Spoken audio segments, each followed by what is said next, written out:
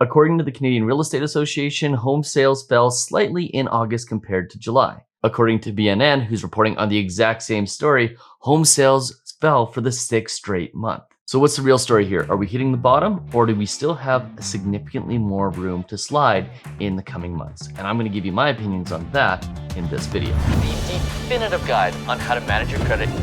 Product, penalty, price, in that order. It's never been more important to get your mortgage right.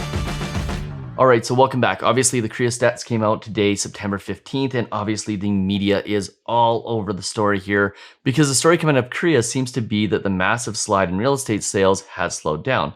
But that's not necessarily the case, and I do think that we are going to continue to see housing sales go down for the foreseeable future as interest rates continue to rise. But before we get into all the details, do me that favor, hit that subscribe button, hit that notification bell, and please hit that like button so more people like you can see this video. And I really do appreciate each and every one of you who subscribes to the channel. It really helps me a lot, and it helps other people just like you see these videos, which I think is very important, and I am so grateful for. So like we always do, if you're new to this channel, we tend to jump into the news headlines, then we jump into the stats, and then I give you a little bit of opinion on it. And we're going to jump in right now and take a look at the BNN Bloomberg headlines. Real estate, Canadian home sales fall for the sixth straight month. So there's no surprise here with higher interest rates, we're seeing sales fall. But what's interesting is that we're seeing a slightly different headline out of CREA right now. Their headline is Canadian home sales post small decline from July to August. Now you always have to keep in mind that when you're getting statistics, you have to look at the source of the statistics and figure out what their vested interest is. And obviously the Canadian Real Estate Association has a responsibility to Canadians not to scare the crap out of them and inadvertently create a bigger slide by getting really scary headlines about what's going on in the real estate market. So there's a certain aspect of when a real estate board or a bank or certain organizations like insurance organizations, when they deliver statistics, in a lot of cases, they're going to deliver them in such a way that it's designed not to scare the market, because if they do, they could create a worse issue that wasn't actually there. And I think the highlights in this case are interesting. I'm going to show you some charts as well, but here's the highlights. National home sales edged down 1% on a month-over-month basis. So the slide, while it's there, isn't as bad as it was previously.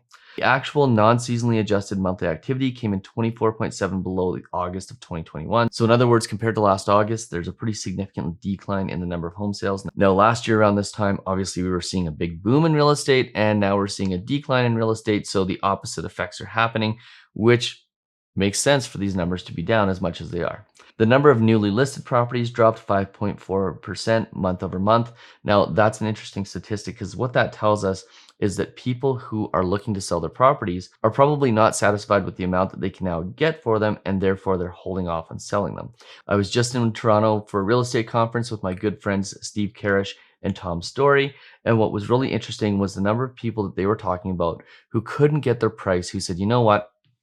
Forget listing it. I'm just going to put it on the market and lease it right now so that I can wait for the housing prices to come back up. Now, they could be waiting a very significant amount of time for housing prices to come back up, but that seems to be the trend. We call it the lock-in effect. And that's that people, when they can't get what they want for their properties because they knew it was worth this before, they tend not to sell in hopes the market will come back up to where it was previously. Then we got the MLS Home Price Index, HPI, edged down 1.6% month over month, but was still up 7.1% year over year. Can't really pay attention to the year over year numbers right now because obviously there was a significant peak in March or April or May, depending on which city you were in. So we're trying to compare numbers typically to that peak right now, not compared to the previous year, because if we looked at the previous year's number, up 7.1%, well, that creates a significantly different story around what's actually happening in the real estate market when you look at the numbers based on that. So you have to kind of ignore those numbers right now because of how high prices got in early 2022 and how much they've come down since. Now, the actual not seasonally adjusted national average sales price posted a 3.9% year-over-year decline in August. I find this number really interesting. I'm going to get to that in some of the stats in a second, but let's take a look at some of the charts from this last month.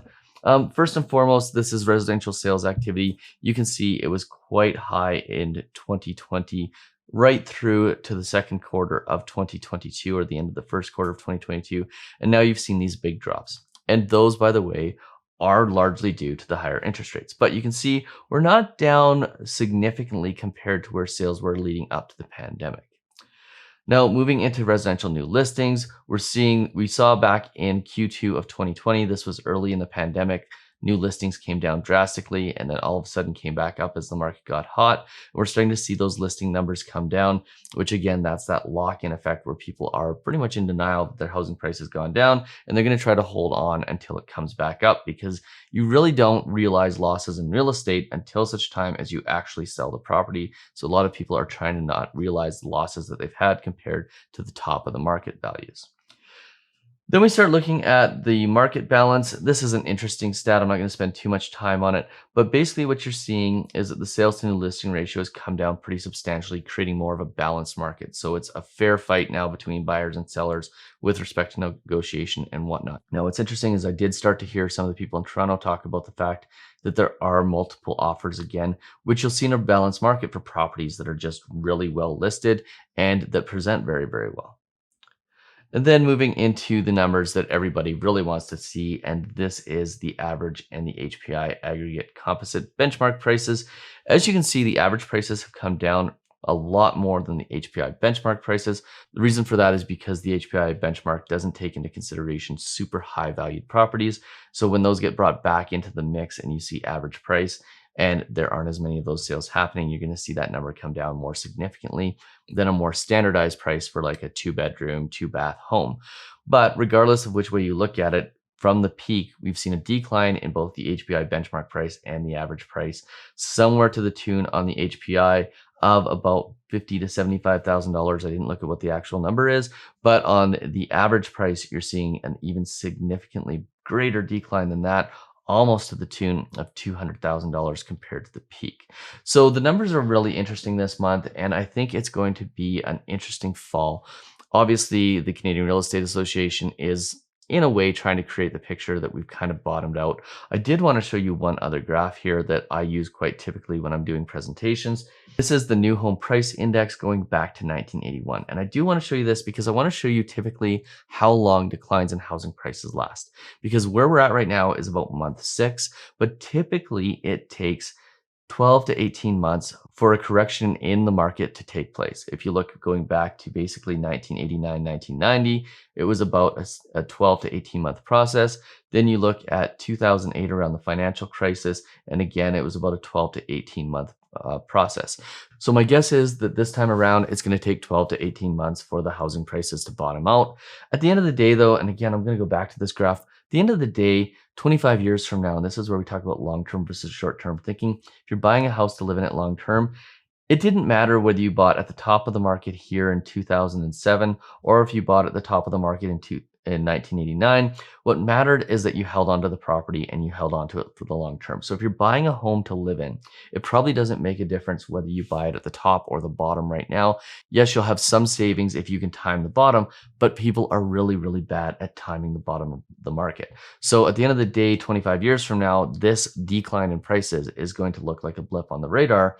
The question is, how long is it going to take for you to pay off your house? And are you going to be able to find the property that you love right now at a really great price because you've got a buying opportunity that didn't exist basically 12 to 18 months ago? So you really have to make the buying decisions based on whether it's the right time for you, not whether it's the right time in the market, because finding the right time in the market is often impossible. People just aren't good at it. And if you're trying to time the market, you're probably going to miss it and end up waiting too long or paying too much anyways. So if you found this video useful, do me that favor, hit that subscribe button, hit that notification bell.